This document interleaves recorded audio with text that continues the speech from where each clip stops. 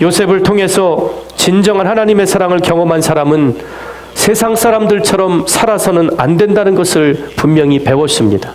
말씀을 듣고 아멘으로 화답하는 것보다 더 중요한 것은 내 가장 연약한 부분에 말씀을 적용하여 하나하나 지켜나가는 것입니다. 자신을 죽이려고 했습니다. 머나먼 타국으로 노예로 팔아버린 형들까지도 그 본질을 붙들고 사랑하며 형들을 위해서 하나님이 나를 앞서 이곳에 보내셨으니 걱정하지 마시라는 그 하나님을 닮은 사랑의 위로의 말씀이 우리의 복된 입술이 되기를 간절히 축복합니다. 하나님은 우리의 태도를 보고 저와 여러분이 착해서 정직해서 우리를 사랑하신 것이 아닙니다. 우리의 태도나 반응과 상관없이 하나님 우리를 사랑하시기로 결정하셔서 주님을 보내주신 것입니다. 우리가 하나님을 찾은 것이 아니라 창조주이신 하나님이 피조물 죄인인 우리를 먼저 찾아오셨습니다. 우리가 죄인일 때도 우리를 사랑하셨고 우리가 불순종할 때도 어둠 가운데 공중 권세 잡은 자의 손에 붙잡혀 악한 영에 휘둘릴 때도 우리를 주님이 먼저 찾아오셨습니다. 이것이 하나님 사랑의 특징입니다. 하나님 사랑의 특징은 변함이 없다는 것입니다. 변덕이 없다는 것입니다. 사랑은 성경에서 뭐라고 정의하지요? 오래 참는다고 말합니다. 하나님이 우리를 주님 가운데서 오래 참지 않으셨으면 우리의 행위나 죄나 불순종으로 우리는 하나님의 심판을 받아 지금 이 자리 하나님께 찬양하며 손들고 기도할 수 있고 말씀 앞에 하나님을 배울 자가 아무도 없음을 결코 잊지 않게 되시기를 바랍니다. 사랑의 반응을 보이지 않으면 하나님은 그 사랑의 반응을 보일 때까지 기다려 주십니다. 사랑은 결코 포기하지 않으십니다. 포기할 수 없다는 것은 그 영혼을 사랑하기에 그가 깨닫고 돌아올 때까지, 참사랑을 이해하고 깨닫고 돌아올 때까지 눈물 흘리며 십자가를 지고 기다리신 주님의 사랑을 요셉을 통해 배우게 되시기를 바랍니다.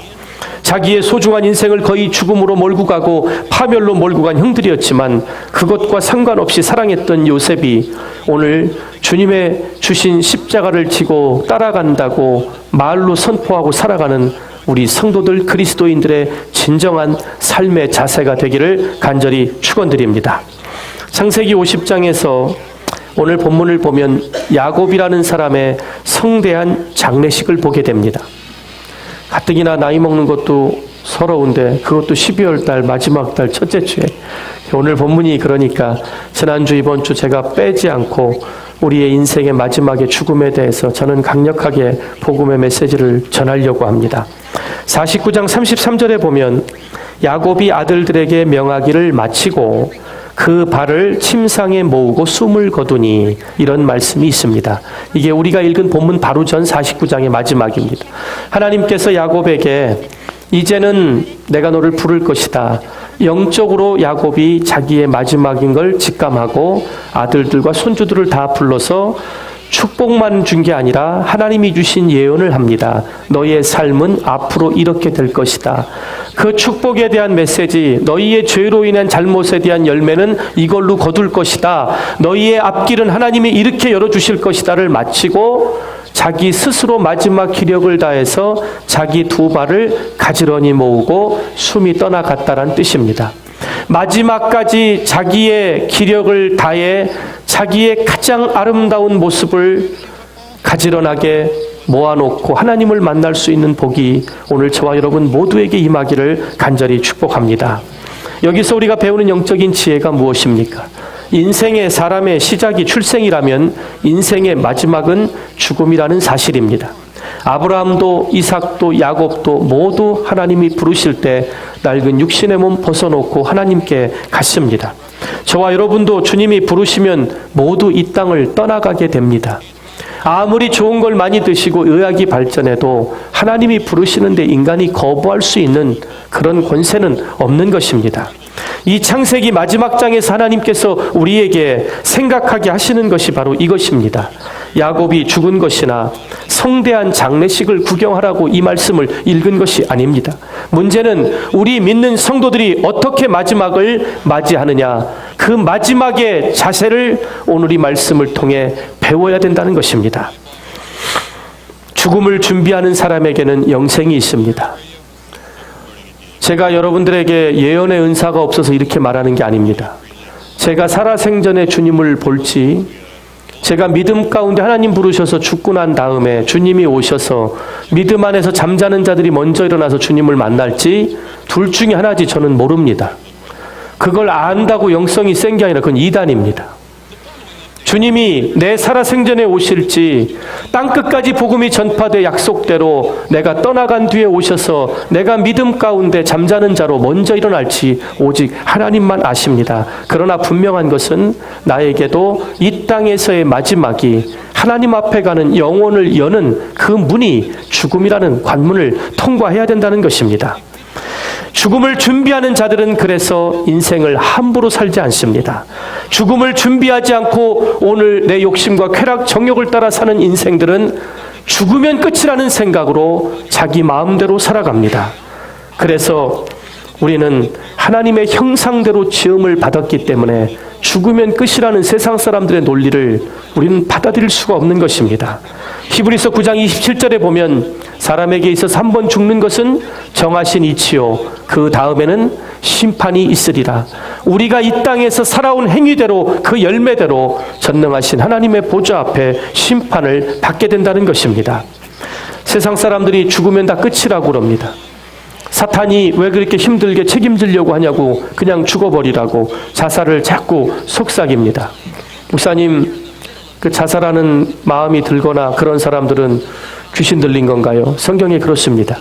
귀신 들린 자가 물과 불에 자꾸 몸을 던진다라는 얘기죠. 하나님이 주신 생명을 내 스스로 버리려고 하고 세상의 모든 더럽고 추한 꼴을 안 보고 책임지는 것을 죽음으로 끝낸다고 생각하는 거, 하나님의 영이 아닌 사탄의 영이 주는 생각이 분명합니다.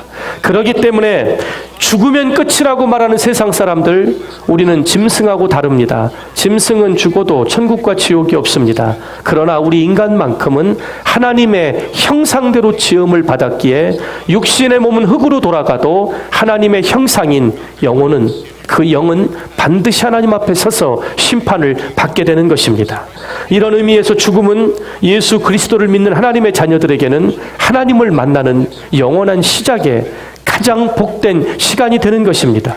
예수 믿으니까 죽음을 두려워하지 마세요. 강대상에서 아무리 얘기한다고 될 문제가 아니라 죽음에 대한 바른 이해를 오늘 아브라함, 이삭, 야곱을 통해 왜 창세기의 이 부분을 이렇게 자세히 기록했는지 그 원리를 알면 죽음이 어떤 위치로 방법으로 내게 다가와도 나는 하나님 앞에 서는 그 문턱이 죽음임을 깨닫고 두려워하지 않고 담대하게 자녀들에게 믿음을 지키고 하나님의 은혜의 복을 떠나지 말라고 이야기할 수 있는 그런 믿음의 부모들이 될 수 있는 것입니다. 돌아가신 아버지를 향으로 처리하는 데만 며칠이 걸렸다고요? 40일이 걸렸답니다. 여러분, 애굽, 이집트 하면 뭐가 떠오르죠? 피라미드, 미이라. 머미 영화 안 보셨어요? 애굽에는 불멸의 태양신을 믿기 때문에 태양신이 때가 돼서 죽은 영혼 육체를 찾아올 때 육체가 썩어서 문드러지면 안 된다고 그 누구도 흉내내지 못한 시체를 놓고 40일 동안 특별한 향료를 써서 시체가 몇천 년이 가도 형체가 남아있도록 만드는 유일한 기술을 가진 나라가 애굽입니다.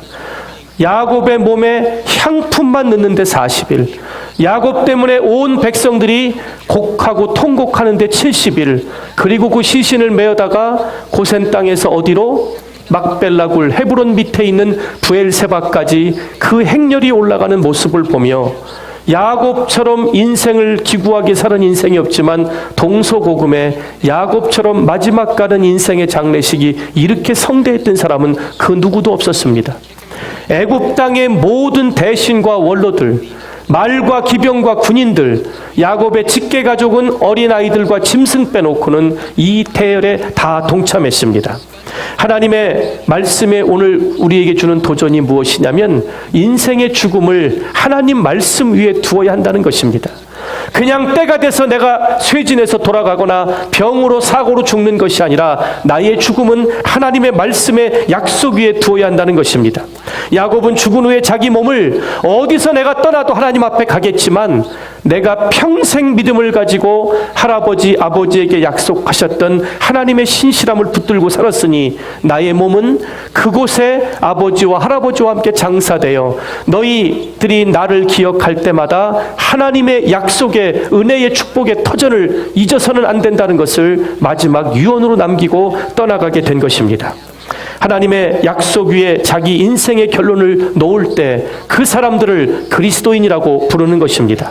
7절의 9절을 보면 거대한 장래 행렬을 볼 수가 있습니다. 애굽에서 국경을 넘어 가나안 땅 브엘세바 막벨라 굴까지 제가 이번 4월 달에 가보니까 차를 타고 가도 얼마나 험한 길인지요. 시내 광야, 유대 광야를 다 지나가야 됩니다. 그 엄청난 길을 장래 행렬이 돼서 애굽의 강력한 병거와 마병이 호위하며 하나님이 약속한 땅으로 마지막을 돌아가는 그 모습에 우리의 마지막은 하나님의 약속이 있는 천국의 영원한 본향임을, 그것 외의 모든 것은 세상에 썩어질 것이라는 것을 믿게 되시기를 바랍니다. 또 인간은 누구나 다 장례를 치릅니다. 그러나 하나님을 기억하고 죽는 사람이 있는가 하면 하나님을 모르고 자기 뜻대로 자기 생각대로 자신을 믿고 살다가 죽는 사람도 훨씬 많습니다. 본문에 나오는 대로 이렇게 행렬이 많고 어마어마한 장례식을 치른다고 천국이 꼭 보장되는 것은 아닙니다. 예수님을 믿어야 하나님의 나라 천국은 보장된다는 사실을 여러분 믿어 의심치 않게 되시기를 바랍니다. 아무리 초라하고 조문객이 없는 장례식이라 하더라도 그 사람이 예수님을 믿었다면 그 장례식장은 천국 환송식이 되는 것입니다. 어떤 사람들은 저한테 어디서 성경적인 근거로 천국 환송 예배를 드린다고 광고를 했냐고, 누가 저한테 공격하고 뭐라고 얘기해도 예수님을 믿고 죽음의 문을 통과해 하나님 앞에 가는 사람들은 천국으로 가는 환송식이지 세상에 슬픔이 있는 장례식이 아니기 때문에 저는 한 번도 우리 교회 성도님 장례 치를 때나 천국 환송 예배라고 그랬지 장례란 말 써본 적이 없습니다.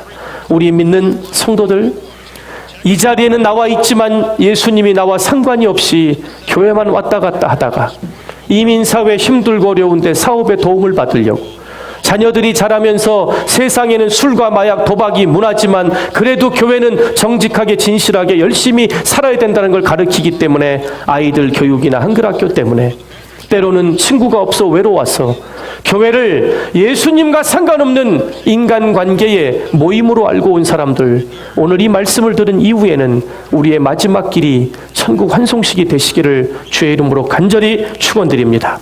장례식을 치르고 나면 어떨까요? 유족들의 마음은 허탈합니다. 떠난 사람의 유품과 흔적과 나를 사랑해서 함께 했었던 아름다운 추억만 남습니다. 남아있는 사람들은 외로움과 허전함을 느끼고 갑자기 우울해집니다. 그래서 그리스도인들 가운데 먼저 떠나고 장례식을 치르면 남은 유족들에게 장례식보다 그 이후의 팔로우업으로 더 관심을 갖고 사랑하고 찾아가서 위로하는 것이 믿음을 가지고 공동체를 이룬 우리들의 삶이 되어야 할 것입니다. 오늘 장례식을 치른 후에 이제 본격적인 메시지가 시작됩니다. 요셉의 형들은 어떻게 하기 시작했죠? 먼저 제가 말씀을 드리고 집에 가서 읽으세요. 형들이 갑자기 불안해하기 시작했습니다. 자신들을 그래도 지켜줬던 아버지, 그 엄청난 장례식을 치르고 요셉은 총리로 왕궁으로 복귀를 하고 형들은 고센 땅으로 돌아와야 됐잖아요. 아직 흉년이 남아있으니까.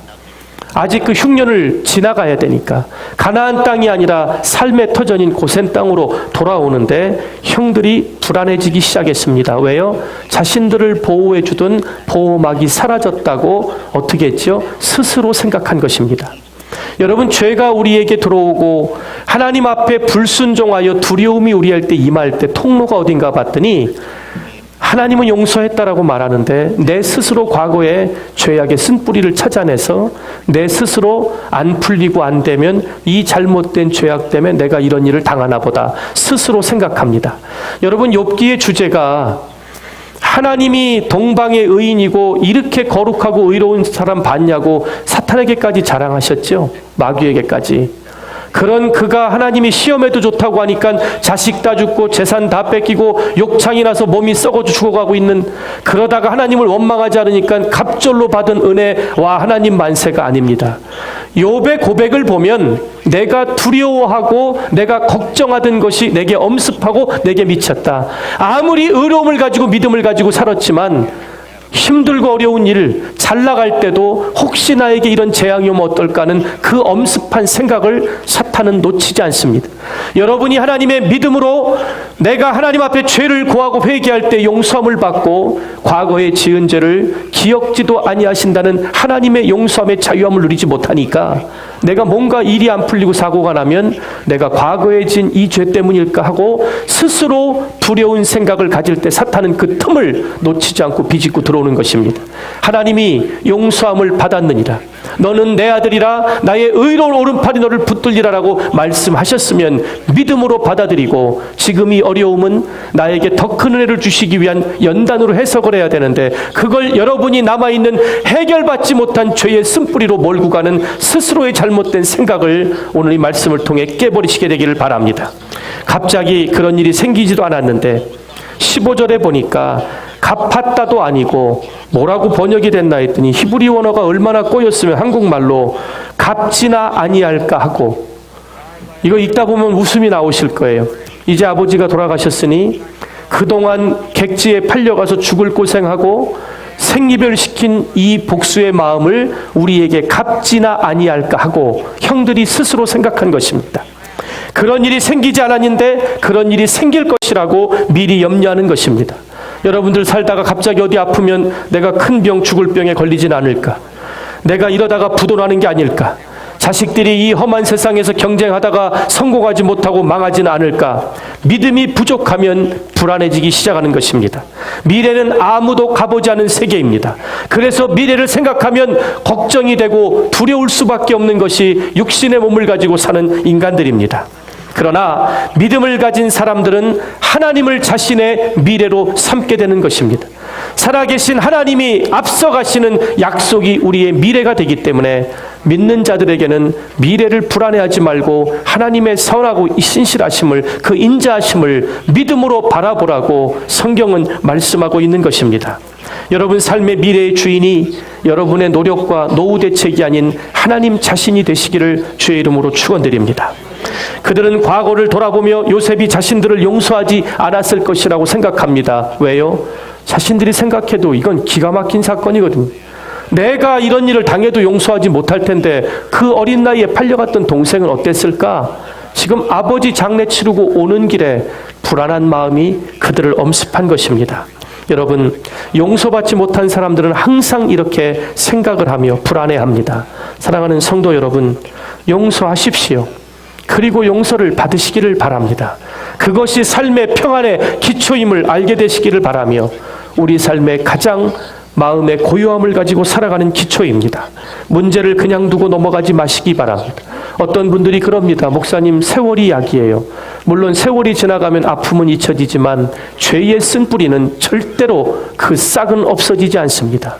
죄 문제는 세월이 가는 것이 아니라 하나님 앞에 그때그때 내려놓고 용서함을 받아야 하는 것입니다.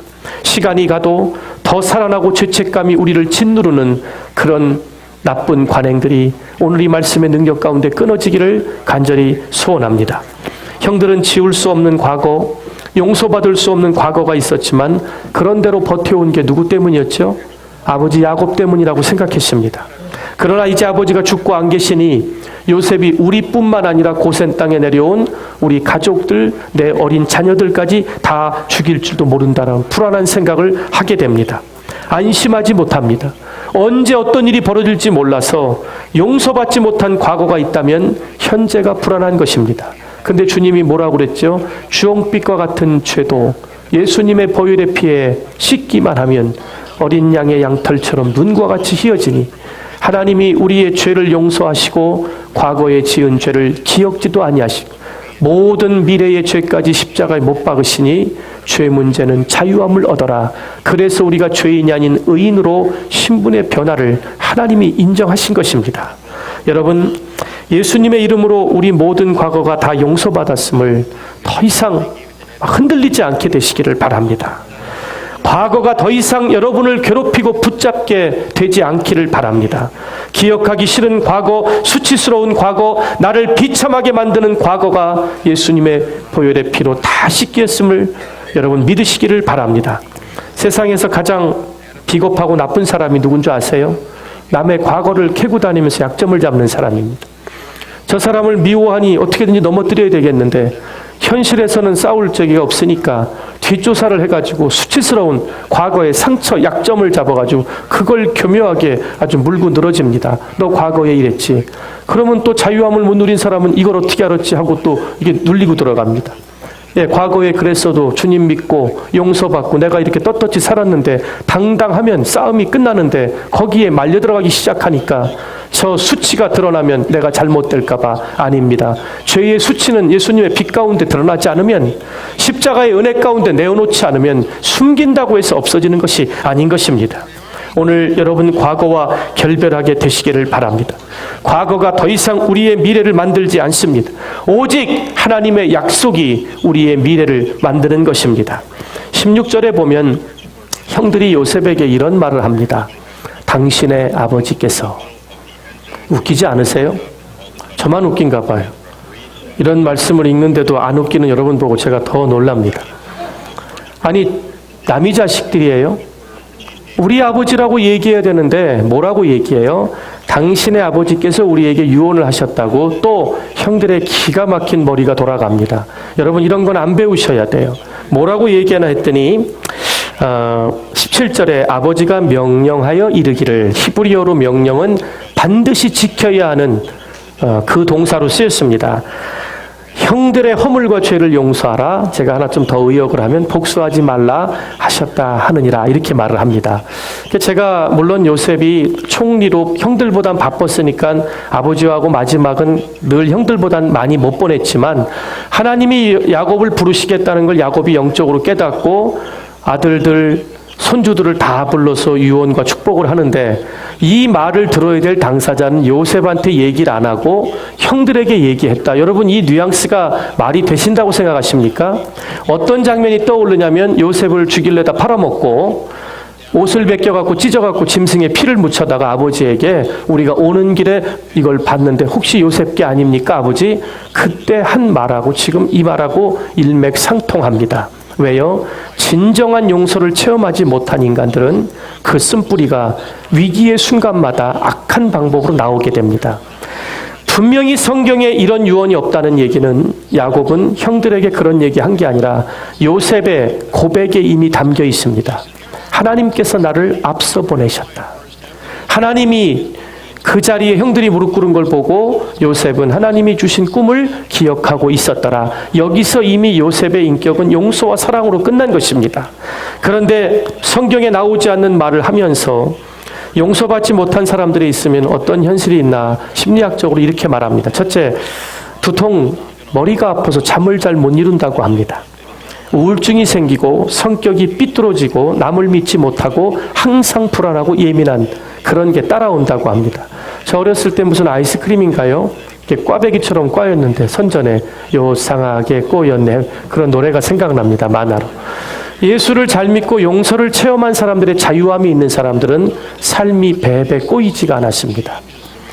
우리 아버지가 이런 얘기 할 거 없이 사랑하는 동생아, 아버지까지 장례를 치르고 오니 과거에 우리가 얼마나 큰 잘못을 저질렀지만 네 말대로 하나님이 너를 앞서 보내셔서 우리 함께 아버지의 장례를 치르고 조상들이 묻혀있는 가나안 땅에 와서 반드시 돌아가야 될 땅에 대한 믿음을 확인했으니 참 아버지 없는 허전함이 있겠지만 우리를 다시 한번 용서해 줘라. 이러면 끝날 문제예요. 예? 갚을까 하노라. 당신의 아버지께서 형들의 허물을 용서하라 하셨다 하니라.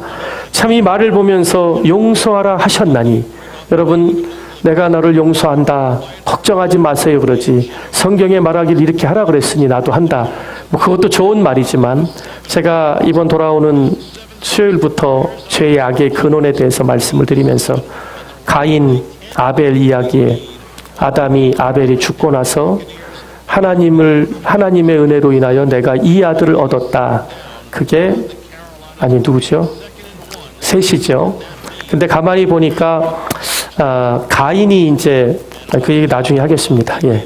지금 맛을 보기에는 자, 하나님은 성도들을 사랑하십니다. 성도님들의 말이 복잡해지지 않기를 바랍니다. 누구랑 오해가 있고 문제가 생기면 대면에서 풀면서 이해했습니다. 이해합니다. 용서합니다. 괜찮습니다. 다 풀고 우리 하나님 앞에 믿음 생활 바로 하지요. 이러면 되니까 말이 배배 꼬이지 않게 되기를 바랍니다. 오늘 급하게 오셨냐고 화장을 잘 못하셨는데도 입술에라도 포인트를 잘 주셨으면 어떻게 이렇게 포인트만 주셔도 얼굴이 화사하십니까? 이러면 되는데 왜 시간이 없어서 또 입술만 뻘겋게 발랐냐고 그러시죠. 미용실에 가서 머리를 했으면 좀 드라이도 해야지 머리가 그게 뭐냐고 그러고. 하여튼 용서받지 못한 쓴뿌리가 있는 사람들은 단어가 말이 배배 꼬이고 상대방 잘 되는 걸 기가 막히게 시기하는 말들을 합니다. 그러나 우리 입술은요, 하나님 귀에 우리 입술에서 나온 말이 들린 대로 갚아주시니 남들을 축복하고 용서하는데 그들이 안 받으면 그 복이 나에게 온다고 하나님 잠언의 시편에 분명히 말씀하셨습니다. 마지막으로 오늘 이 형들의 모습을 보면서 오늘 우리의 삶에 적용하면 예수님 믿고 구원받았다고 주일마다 교회 나옵니다. 수요일날 새벽 예배, 토요일 연합 새벽기도, 목장 모임, 선교도 따라가시고 기도하고 중보기도, 찬양대, 찬양팀 다 봉사하시는데 오늘 우리가 요셉의 형들의 모습과 우리의 모습이 같지 않냐는 것입니다. 용서했다라고 하고 아버지가 안 계셔도 요셉의 배려로 그렇게 살게 된 은혜를 받았는데도 이 배배 꼬인 인생, 교회에 나오지 않는 게 문제가 아닙니다. 교회에 나와 예배를 드리고 기도를 하는데도 불안해하고 두려워 떨며 걱정하는 모습이 우리가 바로 진정한 주의 용서를 받지 못한 요셉의 형들하고 뭐가 다르겠냐는 것입니다. 오늘 이 말씀을 통해 확실하게 믿음을 보이시기를 바랍니다. 굳건한 믿음을 소유하게 되시기를 바랍니다. 결론입니다. 능력은 어디서 나오냐 했더니 산에 가서 기도원에 가서 막 나무 뽑는다고 능력이 나오는 게 아니에요. 제가 기도원을 폄하하는 것이 아니고 여러분의 철야하고 방언 기도하는 부르짖는 기도를 절대로 폄하하지 않습니다. 그 기도에 능력이 있는 게 사실입니다. 성경에 보니까 능력이 어디서 나오냐면 하나님께서 우리의 믿음을 보시고 우리를 붙들어 주시고 보호해 주신다라는 마음의 평안 가운데 나오는 게 능력이더라고요. 성도들이 교회에서 열매를 내고 섬기는 곳에 부흥이 있고 기쁨이 있는 곳이 언젠가 했더니 하나님이 나와 함께 하셔서 오늘 내가 이 구원의 은혜를 누리고 있다라는 평안 가운데 성령의 능력은 나타나는 것입니다.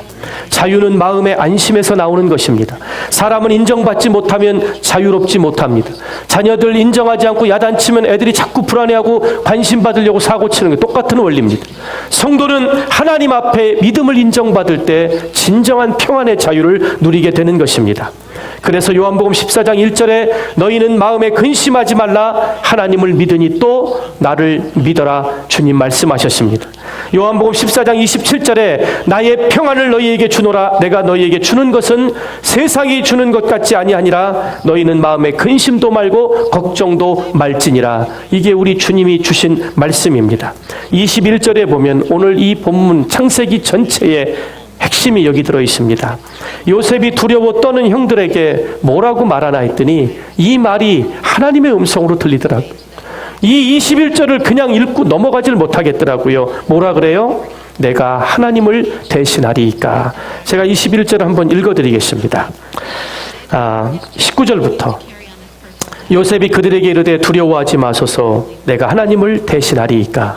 당신들은 나를 해하려 하였으나 하나님은 그것을 선으로 바꾸사 오늘과 같이 많은 백성의 생명을 구원하게 하시려 하셨나니 당신들은 두려워하지 마소서 내가 당신들과 당신들의 자녀를 기르리이다 하고 그들을 간곡한 말로 위로하였더라. 오늘 내가 너를 위하여 십자가를 지고 너의 그 영혼을 사랑하여 그 모진 길을 간 것은 내가 너의 영혼이 얼마나 귀하여 하나님 자녀가 되는 권세를 주었으니 내가 걸어간 이 길 너를 위하여 하늘에서 처소를 예비하고 다시 갈 때니 이 땅에 두려워하지 말라는 그 말씀이 오늘 하나님의 생생한 음성으로 여러분에게 위로가 되시기를 주의 이름으로 축원드립니다. 마지막으로 제가 이사야서 41장 10절을 읽어드리고 말씀을 맺겠습니다. 집에 가셔서 주님 만나는 그날까지 이 말씀이 여러분의 마음밭을 떠나지 않기를 바랍니다. 이사야 41장 10절입니다. 두려워하지 말라, 내가 너와 함께함이라. 놀라지 말라, 나는 너의 하나님이 됨이라. 내가 너를 굳세게 하리라. 참으로 너를 도와주리라. 참으로 나의 의로운 오른손으로 너를 붙들리라. 그 하나님의 손이 저와 여러분 자녀들 붙들고 계시니 두려워 낙심하고 떠는 인생들이 없고 승리의 찬송이, 감사의 고백이 날마다 하늘 보좌에 울려 퍼지기를 주의 이름으로 간절히 축원드립니다. 하나님 감사합니다.